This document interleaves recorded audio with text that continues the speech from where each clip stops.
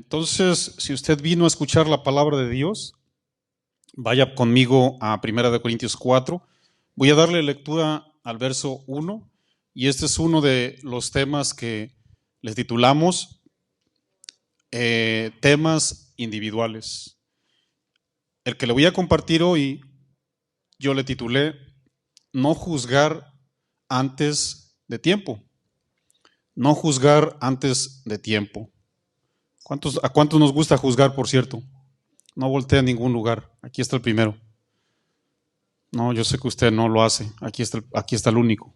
¿Ok? Para que no se asuste. 1 Corintios 4, versículo 1. No juzgar antes de tiempo. Dice lo siguiente basado en el versículo 1. Abra su corazón, por favor, mi amado, para que no se vaya como entró, perdón. Así pues, tengamos los hombres por servidores de Cristo y administradores de los misterios de Dios.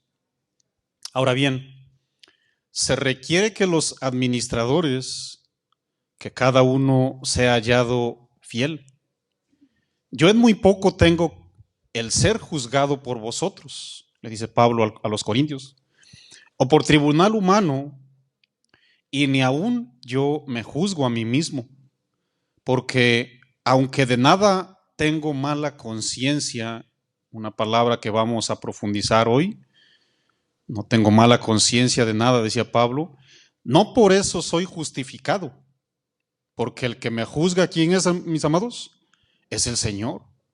Así que no juzguéis nada antes de tiempo, hasta que venga el Señor, el cual aclarará, eso tal vez nos dé terror o nos dé alegría, no sé, cada quien se refleja, el cual aclarará también lo oculto de las tinieblas y manifestará las intenciones de los corazones, y entonces cada uno, no en grupo, recibirá su alabanza de Dios. Acompáñame a hacer una oración de media hora, ya me conoce a mí. Padre, en nombre de Cristo Jesús, damos gracias por tu palabra, mi Dios.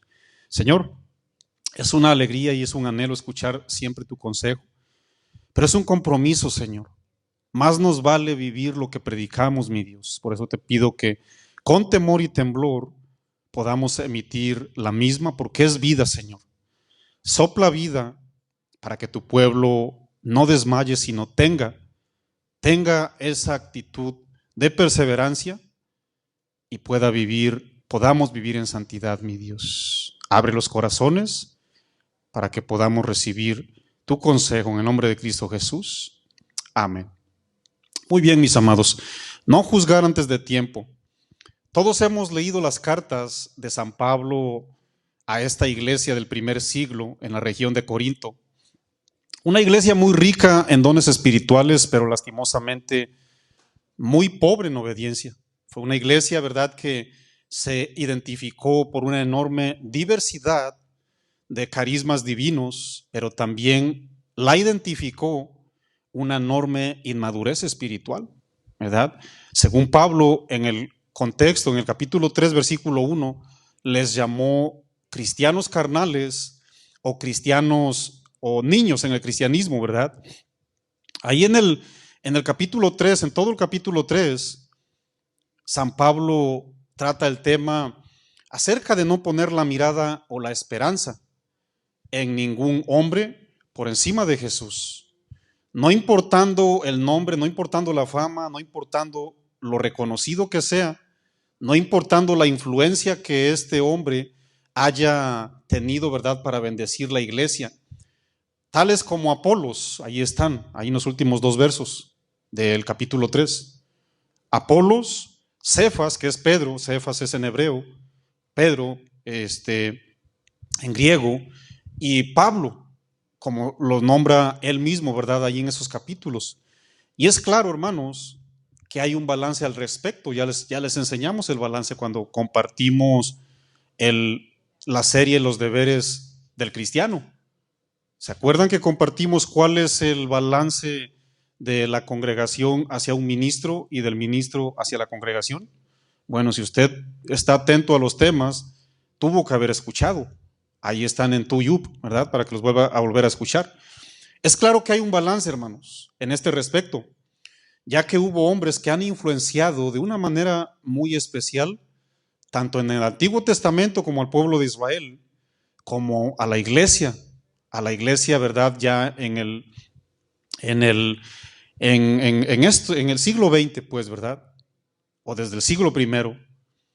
Si recuerdan, ¿verdad? Que la iglesia, mejor dicho, el pueblo de Israel, ellos pusieron su mirada muy por encima de Jesús en el padre Abraham y en Moisés, el líder de Israel.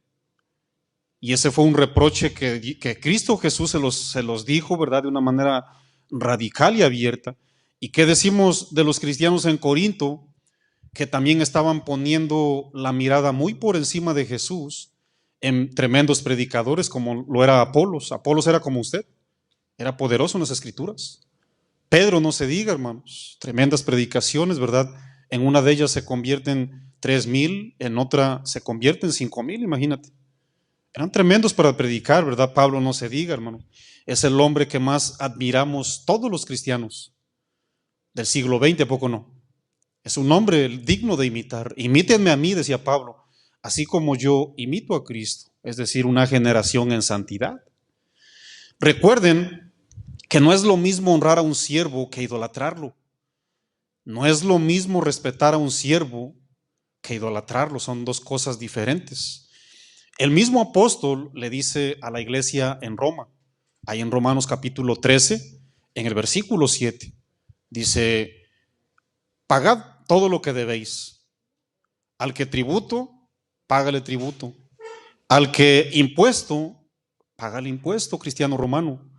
Al que respeto, tienes que pagarle respeto, y al que honra, tienes que darle honra. Pero yo ahí no veo la idolatría, yo veo la honra y el respeto. Hay una versión que dice: si deben impuestos, páguenlos, respeten al que tengan que respetar y denle honor al que tengan que darle honor. Y no hay duda, hermanos, no hay duda que hay hombres de Dios a quien usted y yo admiramos, respetamos, tenemos, ¿verdad?, en alta estima por esa buena opinión, por esa excelente opinión que tenemos. Y por eso San Pablo, ¿verdad?, comienza en el capítulo 4, en el versículo 1, por eso comienza con esa mención de así pues, porque está conectando el 3 con el 4, ¿verdad? Así pues, dice San Pablo, ¿verdad?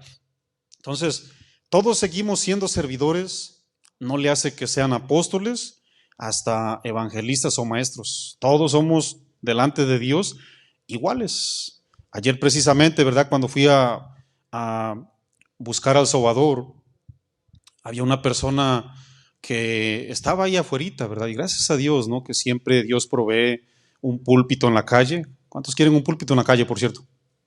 ¿Nadie? Hay púlpitos en la calle, hermanos. No tiene que estar aquí atrás. Bueno, yo llegué, ¿verdad?, con ese dolor en la cintura, y en un ratito Dios me proveyó un púlpito. Ya tenía yo ahí como a unos 7 predicando, imagínense. Allá afuera, ¿verdad?, en la 3100 de la Colfax. Y comencé a predicar, hermanos. Me dice esta señora: no, pues que mira que la mujer es más inteligente que el hombre, que la mujer puede hacer muchísimo más que el hombre. Y se empezó a desplayar, ¿no?, como usted comprenderá. Y que le digo: oiga, señora, ¿me puede por favor dar permiso agregar qué dice Dios? Porque lo que digo yo, usted sabe que no sirve de nada. ¿Me puede permitir, por favor, con el respeto que usted se merece, decirle qué es lo que piense Dios al respecto? Y que comienzo desde Génesis, como lo hizo Pelife, el que le predicó al etíope, que comienzo desde las escrituras, desde Génesis 3, ¿verdad? Y ella entendió y empezó a cambiar su aspecto. Sí, tiene razón Dios. Y en un ratito le pusimos balance a todos, y creo que le fue de bendición, ¿verdad? Así es de que usted no anhele un púlpito obligadamente en una iglesia, hermanos. Hay muchísimos púlpitos allá afuera que podemos utilizar. Ya no pierda el tiempo discutiendo y diciéndola ya que atar y desatar no es de Dios. Ya predíquele las almas para que se salven, hermanos. Ya eso de atar y desatar, y quién tiene más gente, y quién habla más lenguas, y quién se come más tacos, ya eso déjelo por un lado, por favor, hermanos. Ya prediquémosles a las armas porque la gente se está muriendo del coronachile y usted sabe a dónde se están yendo muchos sin Cristo. ¿Sí o no? Ya, ahorita ya no es tiempo de a ver quién tiene más dinero o a ver quién tiene más éxito. Ya no es tiempo de eso, hermanos. Ya el sueño merinaco ya tiene que ser un 0 o 2 o 3 ceros a la izquierda. Ahorita se trata de salvación eterna, hermanos. Amén. Salvación eterna. La gente se está muriendo sin Cristo. ¿Sí o no? ¿Verdad? Seguimos siendo servidores, hermanos. Eso es lo que dijo Pablo. Todos somos servidores. No se trata de a dónde te llamó Dios. Dentro de un contexto de servidumbre, dice Pablo, no hay un lugar para jactancia. Dentro de un contexto de donde todos somos llamados servidores, Pablo les dice, todos trabajamos, todos recibimos órdenes, todos tenemos un mandamás, todos tenemos el mismo Señor, el mismo gobierno, y no hay motivos de enorgullecernos, les dice Pablo a estas personas, ¿verdad? ¿Sabían que los mismos ángeles del cielo y todo el ejército celestial también le sirve a Dios? ¿Sabía eso, hermanos? Posiblemente usted le tenga envidia al arcángel Gabriel. Son servidores exactamente igual que usted y que yo. Dios mismo lo dijo en su palabra. En Apocalipsis 19, versículo 10 y en Apocalipsis 22, 9, Apocalipsis 19, 10 y Apocalipsis 22, 9, el apóstol San Juan se le postró 2 veces a un ángel, hermanos. 2 veces. ¿Y saben lo que le dijo el ángel? Le dijo exactamente lo que yo les estoy diciendo y lo que Pablo le dijo a la iglesia en Corinto. Escuchen bien lo que dijo, Apocalipsis 19, 10 es lo mismo. Yo me postré a sus pies para adorarle, eso es lo que hizo Juan, imagínate. Y él me dijo, el ángel, mira, no lo hagas, Juan.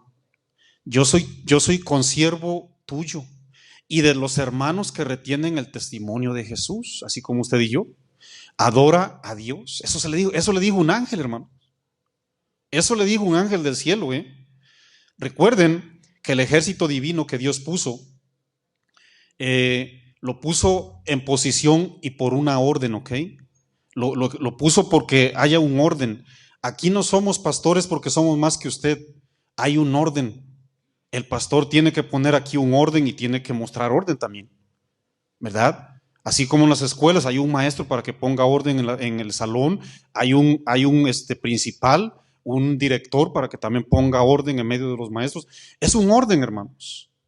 En el mundo ciertamente pueden decir aquel vale más que aquel, pero en la iglesia de Dios, ángeles y humanos hijos de Dios, valemos lo mismo, hermanos.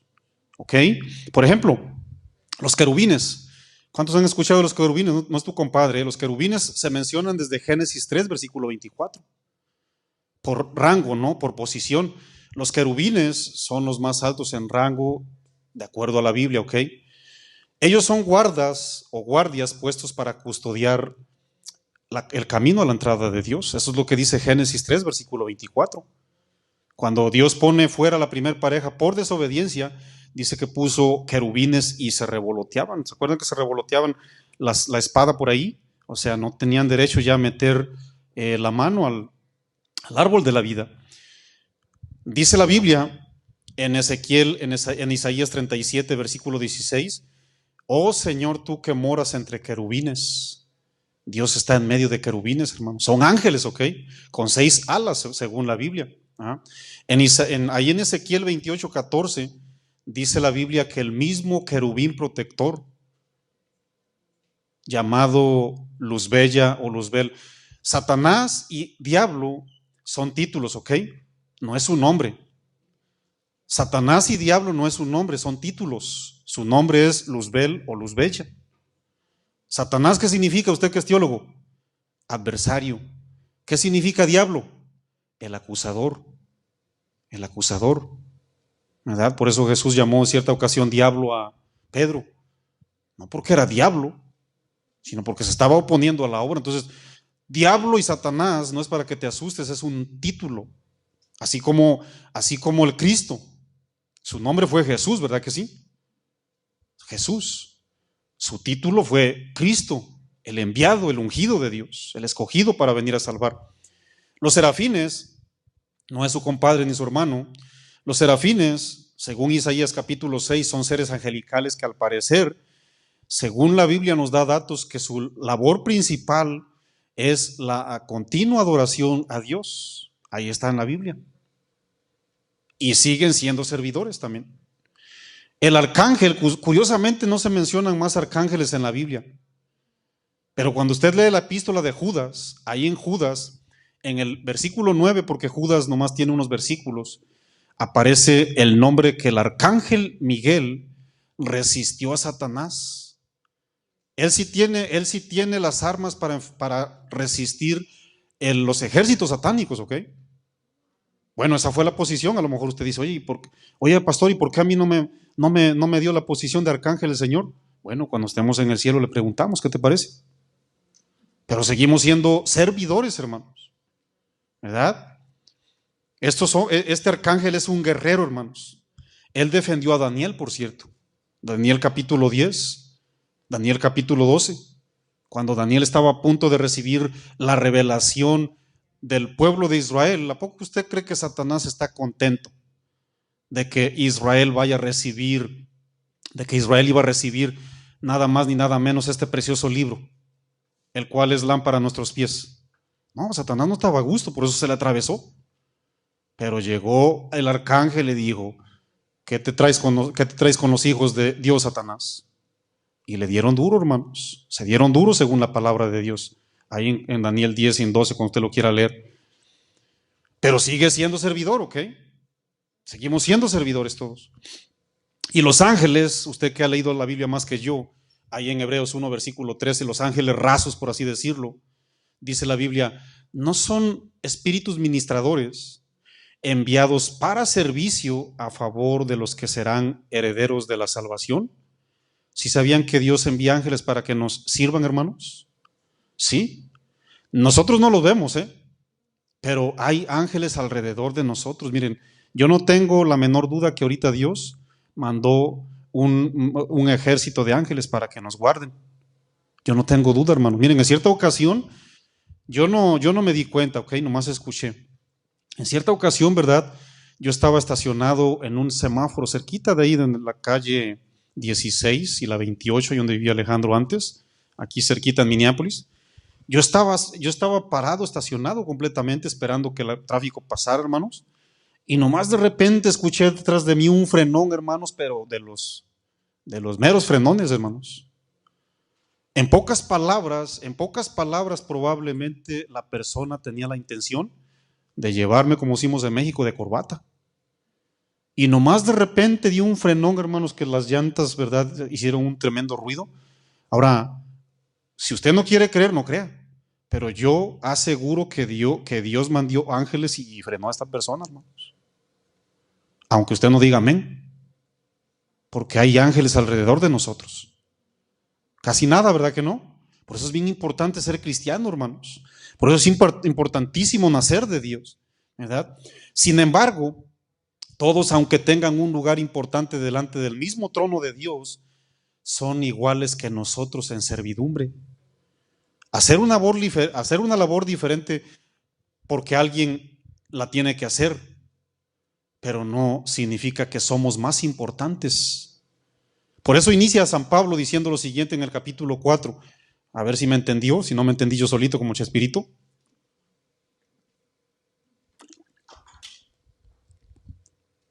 Por eso inicia San Pablo diciendo ahí en el versículo 1, capítulo 4, así pues, cristianos corintos. Y luego viene una frase bien importante, ¿ok? Téngannos, dice. No tengamos, Tiene doble N si usted está leyendo la Reina Valera. Es importante señalar palabras, ¿ok? Ténganos los hombres por servidores de Cristo y administradores de los misterios de Dios. Pablo dijo dos cosas bien importantísimas y él mismo se incluyó, ¿ok? Téngannos, él mismo se incluye. Servidores de Cristo y administradores de los misterios de Dios. ¿Qué significa servidor en este contexto, pastor? La palabra servidor del griego huperetes es alguien que ayuda, es alguien que asiste, es alguien que ocupa una posición inferior. En pocas palabras, esta palabra nos habla de dos virtudes: compromiso y humildad.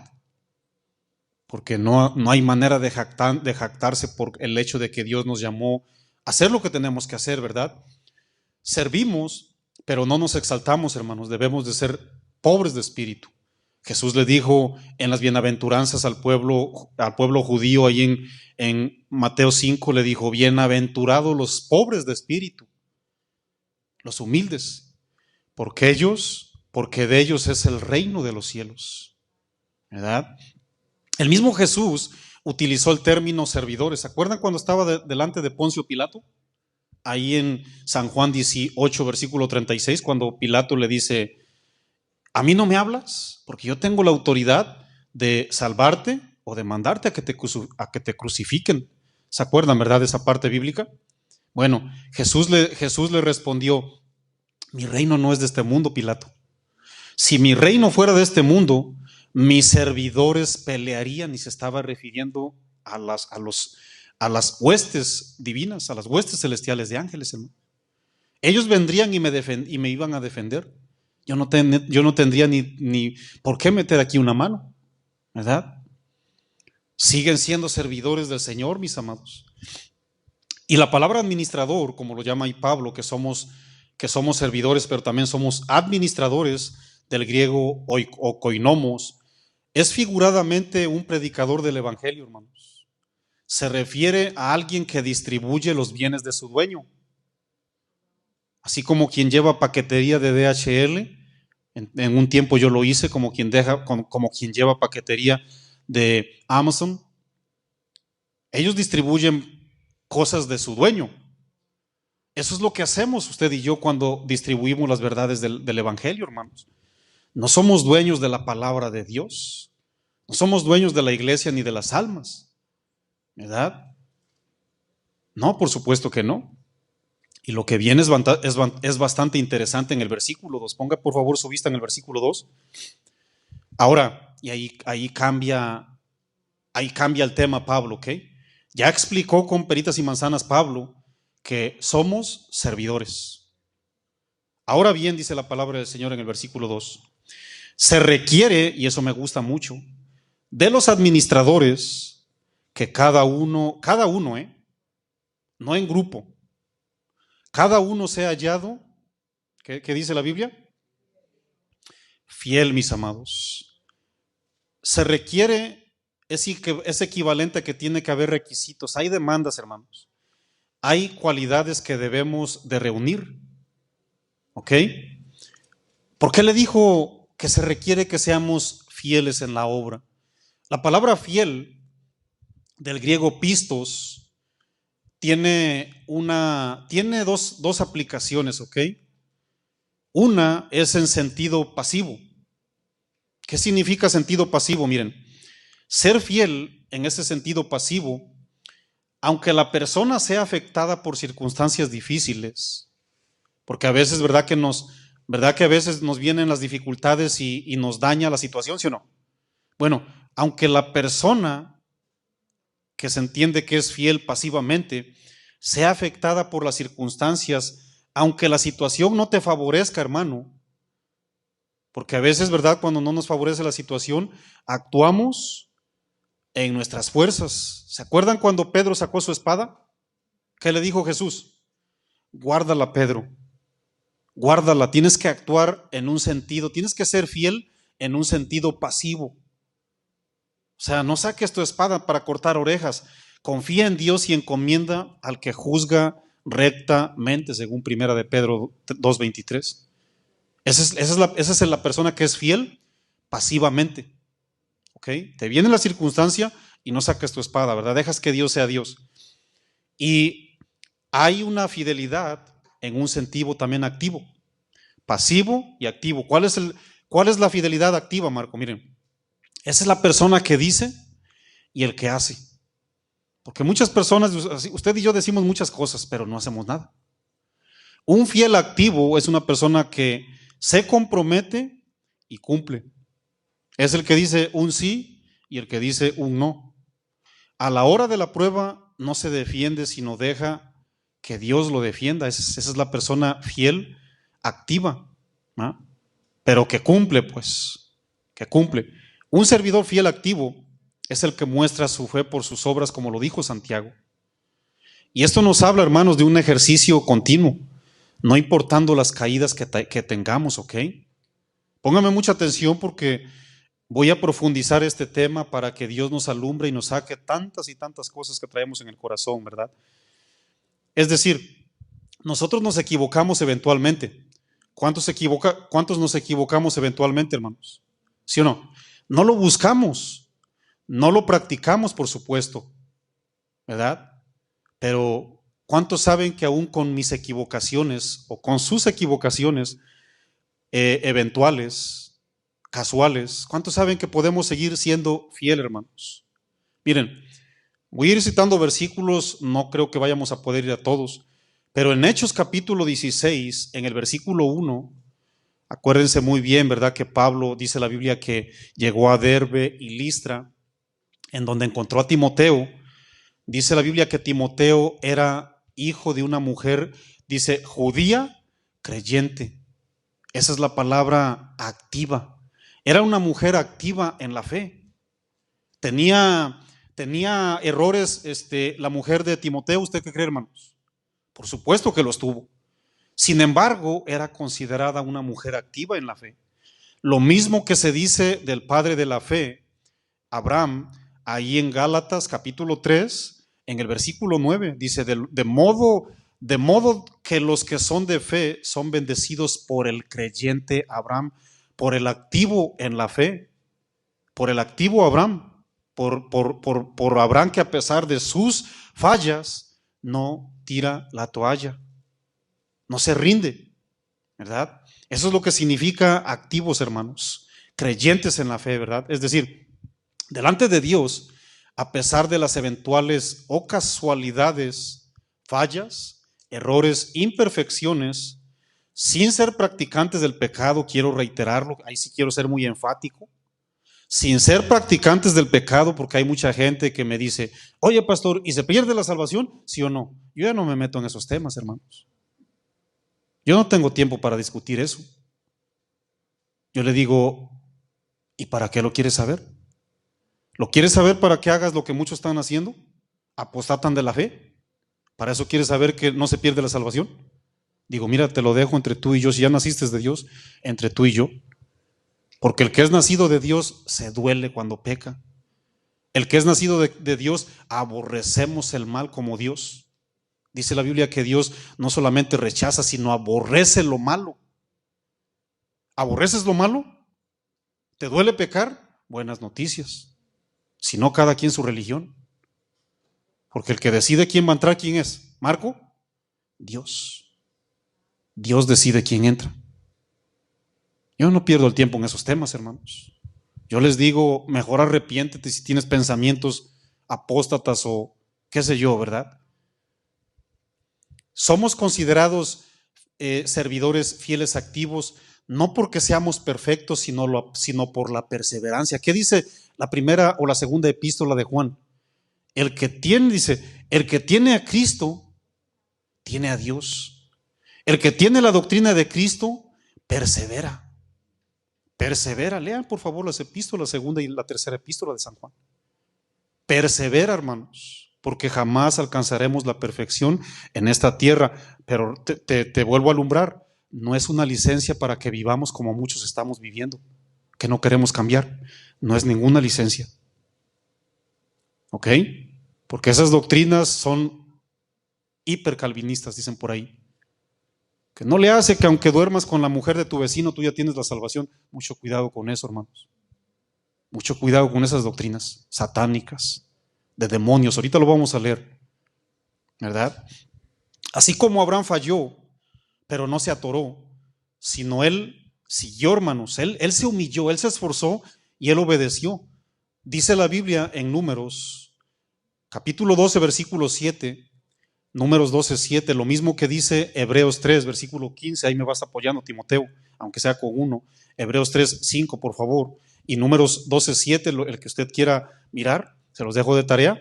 Dice la Biblia que Moisés fue fiel en toda la casa de Dios. Yo les hago una pregunta, hermanos. Pregunta. ¿Creen que Moisés no se equivocó? Yo les pregunto. Por supuesto que se equivocó. Pero no se ve a Moisés teniendo pensamientos de apóstata. No se ve a Moisés haciendo eso. Ese es otro tema. ¿Podemos ser fieles, hermanos, aunque nos equivocamos? Por supuesto que sí.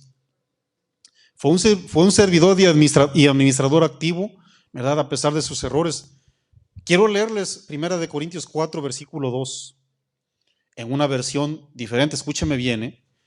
Los que están encargados de alguna tarea deben demostrar que se puede confiar en ellos. Se nos ha puesto en un cargo y se espera un buen desenvolvimiento apropiado, ¿sí o no? Se nos ha entregado algo, hermanos, y se espera que le demos un buen uso. Dios no espera de nosotros más que fidelidad, hermano. ¿Por qué? Porque dice la Biblia, Dios permanece fiel. ¿Qué dice 2 de Timo, capítulo 2, versículo 11? Si usted y yo somos infieles, ¿qué hace Dios, hermanos? Él permanece fiel. Ahora, les voy a ayudar, ¿ok? Les voy a ayudar. Este verso no nos da permiso para formular un plan secreto que no glorifique a Dios. Porque hay personas que están diciendo, si yo permanezco infiel, Él sigue fiel. Ok. Entonces voy a maltratar a mi esposa. La esposa no se va a sujetar al esposo. Nuestros hijos los vamos a echar ahí a la borda. O sea que yo no voy a obedecer en la iglesia, yo me voy a comportar como yo quiera. Al fin y al cabo, yo soy infiel y Dios permanece fiel. O sea que Dios está, sí o sí, obligado a bendecirme. No se equivoque, hermanos. Eso no dice el texto. Eso no dice el texto. Está hablando que Dios no paga venganza por venganza. Me hiciste una, te hago dos. Eso es lo que está diciendo. Dios no paga venganza por venganza, hermanos. Dios no deja ser fiel porque Dios no paga con la misma moneda. ¿Qué hace Dios, hermanos? Dios paga con justicia porque Él es el juez. Pero no es que yo le hice una a Dios y Él me hace otra.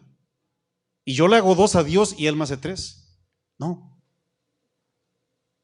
hermanos. Dios paga con justicia porque Él es el juez. Él es el dueño absoluto de todo. 1 Corintios 4, versículo 3. Dice lo siguiente. 1 Corintios 4, versículo 3. Lea conmigo la Biblia, por favor. Se va a poner bien interesante el tema, hermanos. Abróchese sus cinturones, por favor. Yo en muy poco, dice Pablo, yo en muy poco tengo el ser juzgado por vosotros. Me llama muchísimo la humildad de este hombre. No dijo en nada, Dice, yo en muy poco tengo el ser juzgado por vosotros, o por tribunal humano, y ni aún yo mismo me juzgo a mí mismo. Pero escuchen bien el verso 4, ¿ok? Porque aunque de nada tengo mala conciencia, no por eso soy justificado, pero el que me juzga es el Señor. Miren, número 1, San Pablo no se preocupa por el hecho de que alguien lo esté juzgando. ¿Por qué? Lo he dicho muchas veces y lo vuelvo a reiterar. Hermanos, usted y yo no podemos sostener nuestro cristianismo por lo bonito que dicen de mí o por lo malo que dicen de mí. Eso no es tu alimento. Nuestro alimento es la palabra de Dios. ¿Por qué? Porque cuando dicen cosas bien bonitas, pues me voy a sentir bien chiflado, consentido, el hijo único. Y cuando ya no las dicen, ¿qué? Me voy a caer. Y no se diga cuando te dicen las cosas feas. No, que el pastor tiene diablo y que no sé qué y no sé cuánto, y se cayó el pastor. Hermanos, nosotros no nos alimentamos por lo que la gente opine bien o mal. Eso es lo que está diciendo el apóstol. Yo no tengo nada en que me juzguen. Creo que no tengo nada en que me juzguen. Pero Pablo se sostiene en el tener la conciencia limpia. Sin embargo, él reconoce que la conciencia, escuchen bien y apúntenlo en su cuaderno, quien traiga cuadernos, y apúntelo también en la tabla de su corazón. Él reconoce que la conciencia no tiene la última palabra. Se los voy a repetir porque esto está profundo y voy a meterme ahora sí, vamos a echar un clavadito al mar. La conciencia no tiene la última palabra, ya que aún la conciencia nos puede engañar. La conciencia nos puede engañar, cristianos. Usted que es teólogo. Ahí les vamos, ¿no? Recuerden que vivimos en una sociedad en la que constantemente nos bombardea la mente. Basta con el coronavirus. ¿Cuántas personas ya no queremos sacar ni siquiera una mano al sol? Hay muchas cosas que nos están bombardeando. Vienen las noticias, conceptos humanos, pensamientos de gente importante, que dijo Thalía, que dijo Vivi Gaitán, consejos de muchos famosos. Esas cosas nos pueden equivocar, hermanos. Por eso es importante limpiarse con la palabra de Dios todos los días. ¿Con qué limpiará el joven y el abuelito o el niño su camino según Salmo 119:9? Con guardar, no nomás con leerla. ¿Qué dice Apocalipsis 1, versículo 3? Bienaventurados el que oye, lee y guarda la profecía de este libro. El Señor viene pronto, el Señor está a la puerta. ¿Con qué limpiará el joven su camino? Con guardar, con obedecer. No que guardes la Biblia ahí en la cajuela de tu carro. Solo obedeciendo la palabra de Dios podemos corregir nuestras vidas, hermanos. Jesús dijo, claro, en San Juan 15:3, ya ustedes están limpios por la palabra de Dios, por la palabra que yo os he hablado, ¿verdad? Entonces tenemos que ser constantes ante Dios en la oración y en la palabra de Dios, ¿verdad que sí? Por eso el salmista de una manera humilde, él exclamó diciendo en el Salmo 139, ahí en los versículos 23 y 24, dijo, examíname, oh Dios. No dijo, oh pastor, examíname, oh evangelista. Examíname, oh compadre. No. Examíname, oh Dios, y conoce mi corazón. Pruébame y conoce mis pensamientos y ve si hay en mí camino de perversidad y guíame en el camino eterno. La palabra pruébame del hebreo bakham significa investígame, ponme a prueba. Esa palabra también es para probar metales, hermanos, y ya lo expliqué yo hace 3 semanas. Con peritas y manzanas se los expliqué. Hermanos, Dios siempre nos revela el interior del corazón, siempre. Cada vez que usted va a este libro, nos revela la condición de nuestros corazones, sí o sí, hermanos. Sin embargo, muchos de nosotros no queremos hacer caso y creemos que estamos bien porque no sabemos el Salmo 119. Creemos que estamos bien porque somos diáconos. Creemos que estamos bien porque tenemos una credencial de pastores. Por eso San Pablo, siendo humilde, dijo en el versículo 4, porque aunque de nada tengo mala conciencia, no por eso soy justificado. ¿Qué estaba tratando de decir Pablo? Déjeme, antes de que se los desmenuce yo, déjeme leérselos en una versión diferente. Palabra de Dios para todos, dice, hasta donde yo sé, decía Pablo, no he hecho nada malo, pero no por eso soy inocente. El Señor es quien me juzga. ¿Sabían que la conciencia no es la medida absoluta de la verdad? Probablemente muchas personas ya dejaron la Biblia y se están dejando llevar por su conciencia. ¿Sabían que la conciencia no es la medida absoluta de la verdad? Es la palabra de Dios. Y si permitimos que solamente su palabra tenga toda la razón, entonces el resultado va a ser llevar una vida transparente. Voy a explicarles con peritas y manzanas la función de la conciencia y no le hace que nos veamos a las 7 de la noche. Si trajeron tortas, como quieran. La función de la conciencia, mis amados, miren, la conciencia es un juez interno de nuestro comportamiento que nos testifica si estamos bien o estamos mal. Eso es lo que dice la Biblia, no lo digo yo. Dice la Biblia en Romanos 9, capítulo 9, versículo 1. Yo se los voy a leer en una versión diferente. Si Timoteo me apoya con Romanos 9, versículo 1, usted vaya a la Biblia. Yo se la quiero leer en una versión diferente porque lo dice la Biblia. También lo dice en 2 Corintios 1:12, ahorita se los leo. Fíjense lo que dice Romanos 9:1. Vuelvo y reitero, hermanos, nuestra conciencia nos testifica. Ese juez que tienes dentro de ti. Escuchen bien lo que dice Romanos 9:1 en la palabra de Dios para todos. Usted me puede seguir en la Reina Valera, no se preocupe. Soy seguidor de Cristo y el Espíritu Santo guía mi conciencia y me dice que no estoy mintiendo, fíjate. Digo la verdad. ¿Qué estaba haciendo aquí el Espíritu Santo de Dios, hermanos? Estaba guiando la conciencia de Pablo. Y la conciencia le decía que Pablo no estaba mintiendo. Es evidente que la conciencia está relacionada con el espíritu humano y también le da testimonio al alma. En 2 Corintios 1:12, para los que son bien rápidos para abrir su Biblia, en 2 Corintios 1:12 dice lo siguiente: la conciencia nos testifica. Quiero que vayan hilando el tema, por favor, porque después vamos a ver de dónde se agarra la conciencia. La conciencia no está loca, hermanos. Se agarra de algo para testificarnos. Váyame siguiendo con mucha atención, por favor. En 2 Corintios 1:12 vamos a establecer lo que dije con la Biblia. Porque nuestra gloria es esta, dijo Pablo. El testimonio de ahí está, el testimonio de nuestra conciencia, que con sencillez y sinceridad de Dios, no con sabiduría humana, sino con la gracia de Dios, dice, no nos hemos conducido en el mundo, y mucho más con vosotros. La conciencia le estaba testificando algo a Pablo. ¿Ok? ¿En qué se basa la conciencia para actuar, pastor? ¿De dónde toma la conciencia, como quien dice, palabras para expresarlas dentro de nosotros? Vayan bien rápido, por favor, a Romanos capítulo 2, versículos 14 y 15, por favor. ¿De dónde agarra la conciencia? ¿En qué se apoya la conciencia para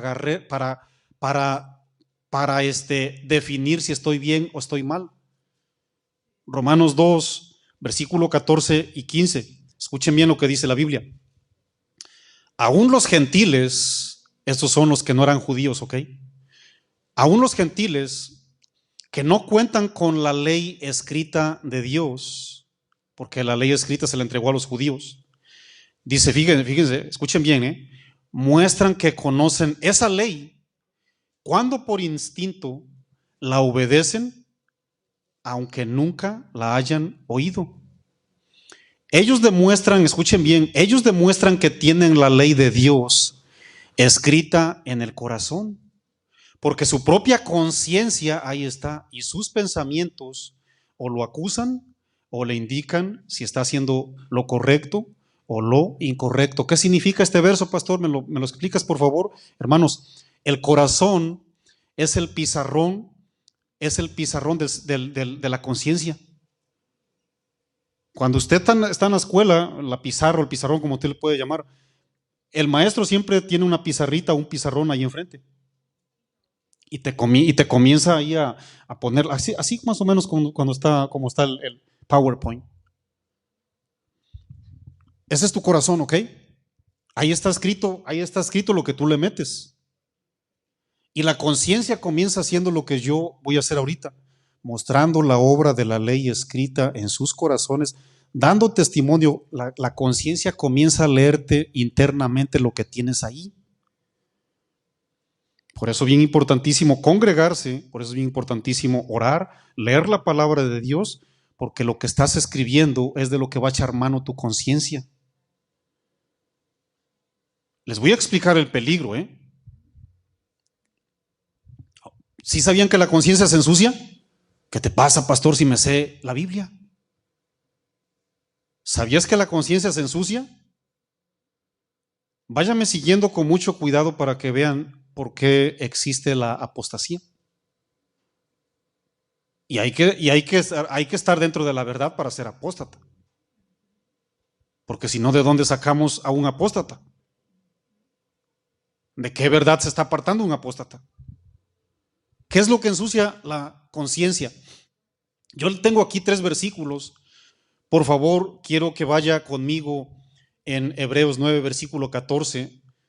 Quiero que leamos ese, ¿verdad? Porque tengo otros 2 versos aquí para que con la Biblia nos demos cuenta cómo la conciencia se va manchando, se va cauterizando. No le hace que seamos el templo del Espíritu de Dios. Más bien, abramos los ojos, usted y yo que somos el templo del Espíritu de Dios, porque por eso, ¿verdad? Muchas veces no damos respuestas a tantas cosas que miramos en el cristianismo. No damos respuestas. A veces de seguro no es cristiano, nunca nació de Dios. No, espérate. ¿Cómo que no nació de Dios? Bueno, quiero que leamos Hebreos 9, versículo 14, para que vean cómo, ¿verdad? ¿Cuál es esa obra que hace el Señor? ¿Cómo nos deja cuando nacemos de Dios? Y cómo gradualmente se va manchando la conciencia. Dice lo siguiente en Hebreos 9, versículo 14, dice, bueno, les leo el 13. Porque si la sangre de los toros y de los machos cabríos y las cenizas de las becerras rociadas a los inmundos santifican para la purificación de la carne, acuérdense que eso era un ritual judío, ¿ok? Era una representación a lo que iba a venir a hacer Jesús en la cruz. Eso lo hacían los judíos, ¿ok? Y el Señor aceptaba, ¿sí o no aceptaba los sacrificios, hermanos? Claro que sí. ¿Por qué acepta sacrificios, como dijo David en el Salmo 51? Al corazón contrito y humillado, no a la becerra o al macho cabrío, no al corazón. Dios las aceptaba porque era una sombra de lo que iban a ver los judíos. Con sus propios ojos lo iban a ver. Vino el Mesías a morir en la cruz. Luego dice en el 14, cuanto más ahí está, miren, lo que ya les comenté ahorita. Cuanto más la sangre de Cristo, el cual mediante el Espíritu Eterno se ofreció a sí mismo sin mancha a Dios. Escuchen bien lo que dice, síganme con mucha atención. Limpiará vuestras conciencias de obras muertas para que sirváis al Dios vivo. ¿Qué hace Jesús, pastor, cuando yo reconozco lo que hizo en la cruz? Te deja del año, te deja limpiecito, 0.0 millas. Hueles a nuevo, pues. Apocalipsis 21. Nuevecito te deja, hermanos. Pero a partir de ahí, como hay un camino que tenemos que correr, hay una carrera que tenemos que correr con paciencia, la gente le empieza a meter partículas por ahí, mugrosas a su cristianismo, y ahí es donde se empieza a apagar el carro, hermanos. Ahí es donde de repente se nos apaga la máquina en el freeway. El Señor nos deja limpiecitos, hermanos. Sígame con atención, por favor. 1 Corintios 8, versículo 7. ¿Qué sucede, verdad? Que todos los días estamos expuestos para ensuciarnos. ¿Qué sucede? 1 Corintios 8, versículo 7.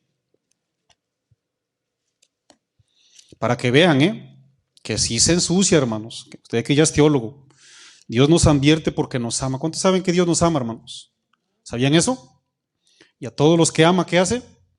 Disciplina y corrige. Y Dios quiere que corrijamos para que le ayudemos a nuestros hermanos en Cristo a corregir nuestro caminar. 1 Corintios 8, versículo 7 dice lo siguiente, dice, pero no en todos hay este conocimiento, porque algunos, habituados hasta aquí a los ídolos, comen como sacrificado a los ídolos. Y quiero que me sigan con mucha atención, cristianos. Y sus conciencias, siendo ¿qué, mis amados? ¿Qué sucede? ¿Qué le sucede a la conciencia débil? ¿Se dan cuenta? Se contamina. Se contamina la conciencia débil. Hebreos 10, 22, por favor, bien rápido. Hebreos 10, 22. Hebreos 10, versículo 22 dice lo siguiente. Acerquémonos pues con un corazón sincero, es decir, limpiecito, ¿verdad? Delante de Dios, en plena seguridad o certidumbre de fe. Luego dice, purificados los corazones de ¿qué, mis amados? De mala conciencia. ¿Se dan cuenta, hermanos, cómo la conciencia está conectada con el interior de nosotros? Yo le dije hace ratito que el Espíritu de Dios, siendo guiado por la conciencia siendo guiada por el Espíritu Santo de Dios, le da testimonio al espíritu humano, tiene conexión con el espíritu humano y le da testimonio al alma, hermanos. ¿Ok? La contaminación es gradual, poco a poco. Miren, usted y yo no somos inconscientes de la noche a la mañana. Yo les hago una pregunta. ¿Cuántos de aquí se emborracharon con una cerveza?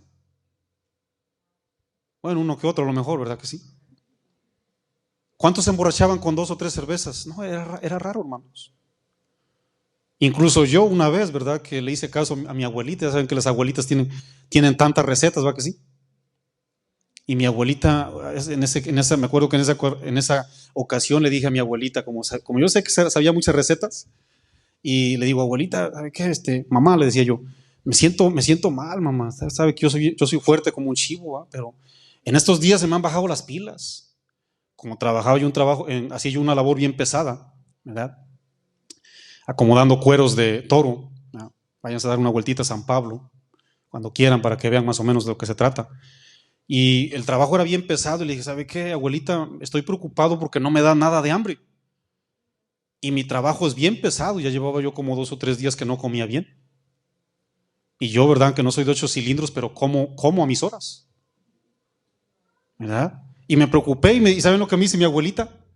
Hijo, bébete una cerveza. Y ahí está el hijo bien obediente, que me paso de volada a comprar una cerveza. No era cristiano, hermanos, ¿ok? No era cristiano.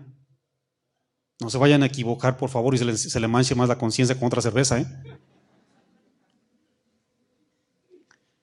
Y me paso ahí a la tienda en San Pablo, hermanos, antes de que llegara yo ahí a la compañía. Hay una Superamérica, y llego, dame tu ID, saco mi ID ahí.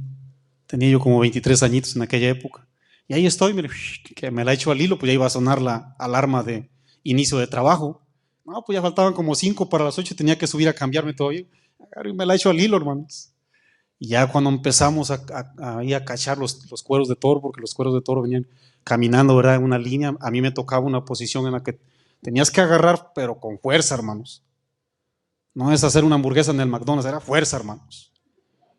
Se te venía el cuero de la vaca hasta con la ubre, hermanos. Aquí está Alejandro de testigo que no miente, aquí está mi Dios. Hasta con la ubre todavía llena, a veces hasta traía leche la ubre, hermanos. A veces la aplastábamos a la ubre para juguetear por ahí. Y teníamos que agarrar con fuerza porque caía, y cuando caía el cuero, agárralo fuerte con una y con el otro agarro otro cuero, porque a veces se nos encimaban. Y pues cuando sentí como que se me empezó a mover ahí el panorama, hermanos, me mareó una cerveza. A lo que yo voy, mis amados, es de que la contaminación es gradual, porque nadie se emborracha con una cerveza. Empiezas con 1, 3, 5, 7, ¿sí o no? ¿Verdad que sí? La contaminación también es lo mismo. Mira, no somos inconscientes de la noche a la mañana. Se va perdiendo sensibilidad progresivamente. De modo que día tras día se te va a hacer más difícil discernir, separar el bien y el mal. Se te va a empezar a nublar el panorama hasta que el testimonio de la conciencia ya no se escucha. Te lo voy a explicar aquí para que me entiendas mejor. Te va a decir, eso no está bien. Te va a decir así, con palabras audibles, internas. Te va a decir tu conciencia, eso no está bien. Marco, eso no está bien. Eso no está bien. Eso no está bien. Eso no está bien. Eso no está bien. Eso no está bien. ¿Se dieron cuenta? La conciencia sigue hablando y tú ya ni la entiendes. ¿Por qué? Por tantas cosas que ya le metimos. Ya no la escuchas. Ya no la escuchas, hermano. Y se los voy a poner en la Biblia. Vamos, por favor, en primera de Timo 4, versículo 2. Se lo quiero poner en la Biblia para que sepan lo peligroso que es no llenarnos de la palabra del Señor. Y no, es que a mí me dice mi conciencia que yo soy el más santo de los santos. Y es que a mí me dice la conciencia que no hay cristiano mejor que yo. Y es que a mí la conciencia me dice que yo siempre estoy y no tengo errores. Y es que a mí me dice, y siempre te dice tu conciencia. Y mi pregunta es, ¿de dónde está agarrando tu conciencia? Si ya se los puse ahí. Ahí está el corazón, tu conciencia va a empezar a leer lo que hay dentro. ¿Qué va a agarrar la conciencia? Primera de Timo 4, versículo 2. Vámonos bien rápido, por favor. Primera de Timo 4, 2. ¿Estamos ahí? Escuchen bien, bueno, y si les leo el 1, vamos a leer el 1, pero el Espíritu dice claramente que en los postreros tiempos, ya estamos en los últimos días, algunos apostatarán de la fe. Escuchen bien, síganme con atención. Esos se salieron, ¿ok? Se apartaron. Algunos apostatarán de la fe, escuchen bien, escuchando a espíritus engañadores. ¿Y qué más, hermanos? Y doctrinas de demonios. Yo les dije hace ratito que sí los hay y sí las hay. Hay engañadores y hay doctrinas de demonios. Por la hipocresía de mentirosos, escuchen bien, que teniendo, ¿qué, mis amados, me ayudan? Que tienen cauterizada la conciencia. ¿Qué sucedió? La palabra cauterizar significa traspasar la mente con un fierro, hermanos. Traspasar aquí como Herman Monster con un fierro. ¿Qué haces cuando estás traspasado, hermanos? ¿Qué haces? ¿Qué piensas? ¿Razonas? Te quedas absolutamente zombie. Y ahí andas como cristiano, ¿no? Con tu cuchillo aquí atravesado. Ahí andamos bien encorbatados aquí, ¿verdad? Bien atravesados de mente, ¿no? Pues yo soy yo.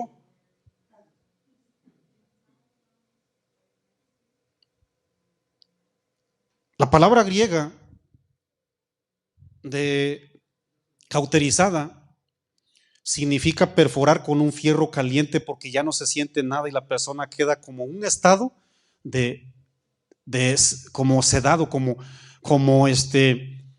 cuando en un hospital ayúdeme por favor.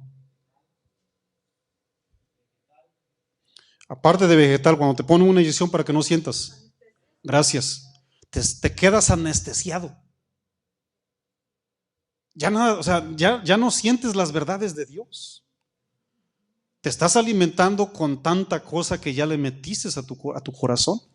Y tu conciencia, hermanos, ¿para qué digo? Vamos mejor a primera de Timo 1:19, para que vean, hermanos, lo peligroso que es. Primera de Timo 1:19, por favor. Primera de Timo 1:19. Quiero leer el 18. A mí me gusta, ustedes saben que yo soy amante de leer el contexto, para que nadie los engañe. El 18 dicen: este mandamiento, hijo Timo, te encargo. Primera de Timo 1:18. Este mandamiento, hijo Timo, te encargo. ¿Para qué?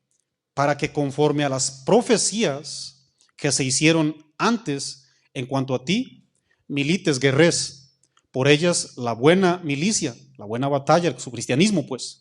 Y luego dice, manteniendo la fe y la buena conciencia, desechando, escuchen bien, hermanos, desechando, vamos ahí, la cual naufragaron en cuanto a la fe. ¿Qué hicieron, hermanos? Algunos de los cuales, y dicen nombres, ¿ok? De los cuales son Himeneo y Alejandro, a quienes entregué a Satanás para que aprendan a no blasfemar. ¿Qué hicieron esto? ¿Qué les sucedió a estos hombres? Dejaron penetrar tantas cosas, hermanos. Y caminaron, ¿verdad? Sabios en su propia opinión. Esa es la razón por la cual San Pablo advierte a los cristianos y les dice: cristianos, tenemos que servir con limpia conciencia a Dios. Ahí en primera de Timo 1:3, Pablo dice que tenemos que servir con una conciencia depurada, hermanos. Ahí en Hechos 24, versículo 16, Pablo se esforzaba por servir con una limpia conciencia. Hechos 24, 16, delante de Dios y delante de los hombres. Y es lo mismo, hermanos. Ya les leí Hebreos 9:14, ¿verdad? Ahora, yo les dije hace ratito que la conciencia se va cauterizando poco a poco. Miren, ¿se acuerdan el caso de David? David el rey. Ahí en primera de Samuel 24, versículo 5, cuando Saúl lo andaba buscando en las cuevas, se metió en la cueva de Adulam, y dice, ¿verdad?, la Biblia que le cortó un trozo. Ahí en Samuel, 1 Samuel 24:5, dice que le cortó un trozo del manto del rey, ¿se acuerdan? que ni cuenta se dio, ¿verdad? ¿Y qué hizo la conciencia de este hombre? Dice la Biblia que se turbó su corazón y comenzó a tener temor, hermanos.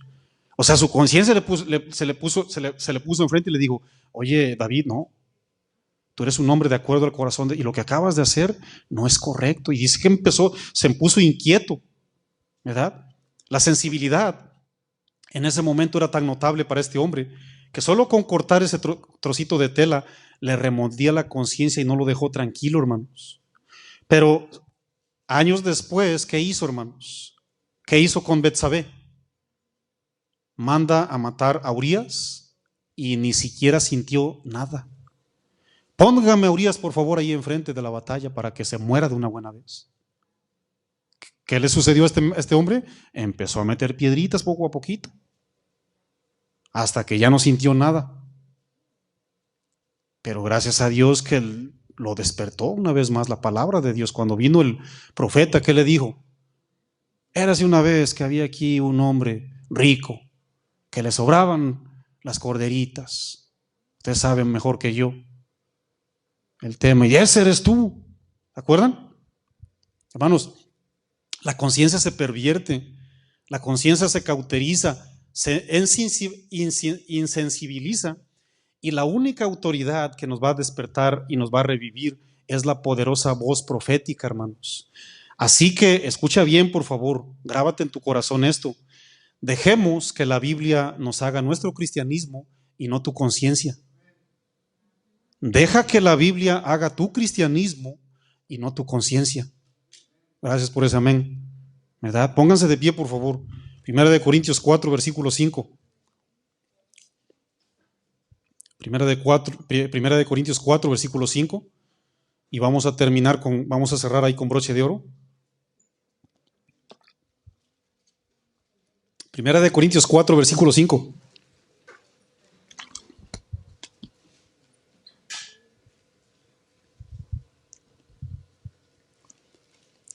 ¿Estamos ahí? Muy bien. 1 Corintios, capítulo 4, versículo 5. Dice lo siguiente. Escuchen bien. Así que no juzguéis nada antes de tiempo. Eso es para mí, no sé si para usted. Hasta que venga el Señor, el cual aclarará también lo oculto de las tinieblas y manifestará las intenciones de los corazones, hermanos. Y entonces cada uno, dice la palabra del Señor, cada uno recibirá su alabanza de Dios. Hermanos, cuando estemos delante de Dios, mis amados, escuchen bien. No, a ver, déjame ver, mira, Dios, ¿me das permiso, por favor? Déjame traer dos testigos. ¿Me dejas, por favor? Te traigo 3 testigos. Delante de Dios no te va a servir de nada un testigo. Ah, pero Señor, mira, es que había 5 o 10 que me dieron la razón. No te van a servir esos 10 o esos 20 que te dieron la razón. Cada uno, hermanos, cada uno vamos a estar delante de Dios. Y a todos nos va a decir el Señor: a ver qué me hiciste. Oh, espérame, Señor, se me olvidó algo, ¿no? Aquí estás delante del juez.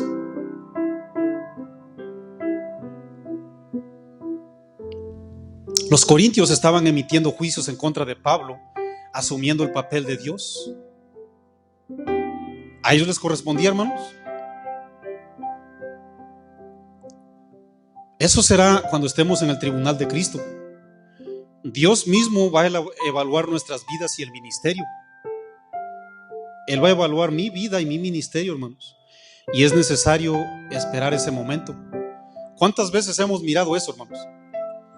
Fácilmente malinterpretamos una situación y juzgamos a las personas. Y lo aseguramos, ¿a poco no? Hermanos, Pablo les dice: cristianos, corintios, ustedes son la gente equivocada y también es el momento equivocado. Porque el juez es Dios y el momento todavía no llega. Es el último día. Ese es el día. Nosotros ni siquiera conocemos las motivaciones de la gente, porque no podemos mirar el corazón de nadie. ¿Qué dice la Biblia en 1 de Samuel 16, versículo 7? Cuando Dios le dice a Samuel: úngeme al hijo de Isaí. Y pasaron todos los más parecidos, los más altos. Ahí viene el más grande, ¿no? Dice que estaba bien alto y bien parecido. Viene el otro. Y todos bien parecidos, los hijos de Isaí.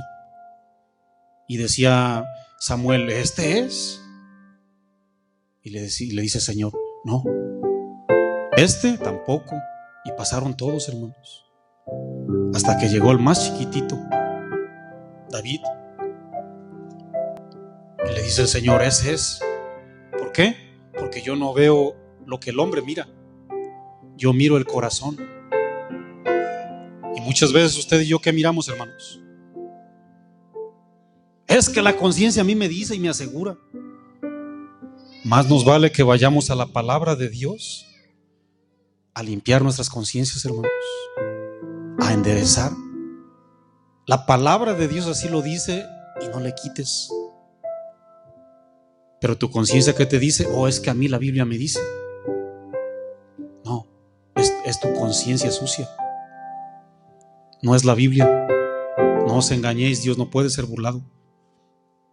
Los corintios estaban midiendo a los ministros bajo sus propios conceptos y preferencias. Estaban comparando el uno con el otro, ¿verdad? ¿Cuántos hacemos lo mismo?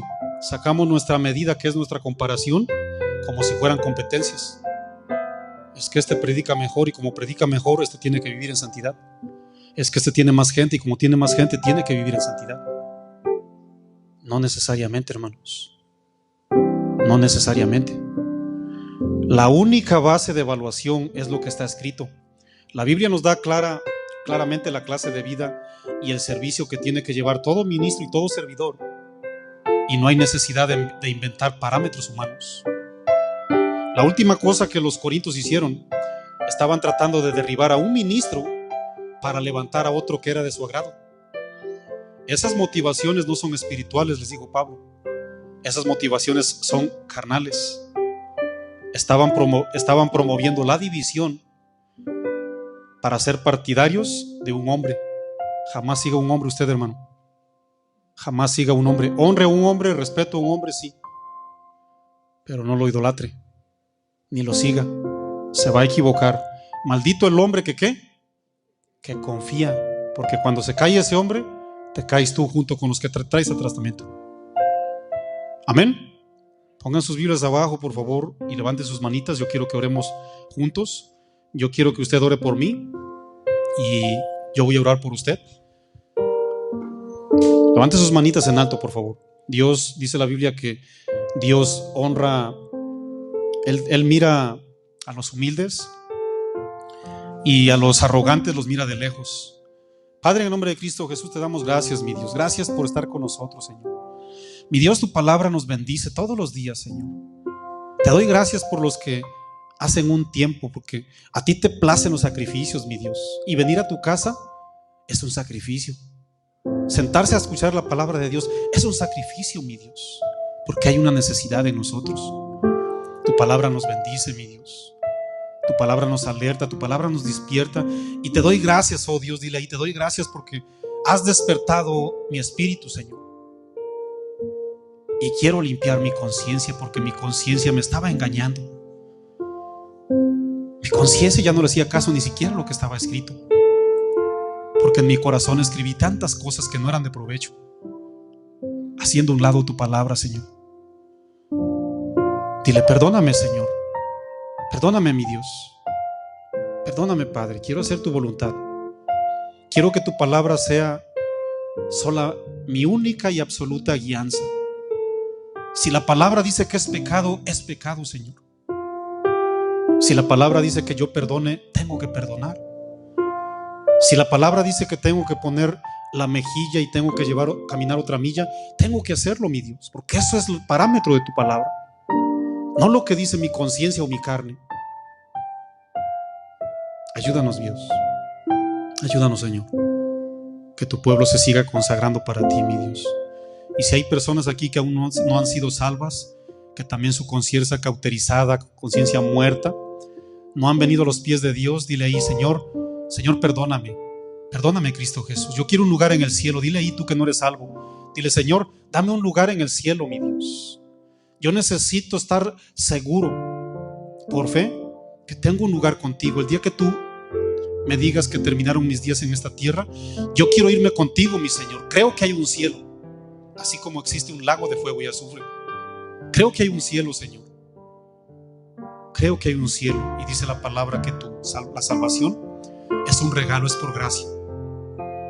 Dile ahí: perdóname, Señor. Dame un lugar en el cielo. Yo quiero entrar contigo, Señor.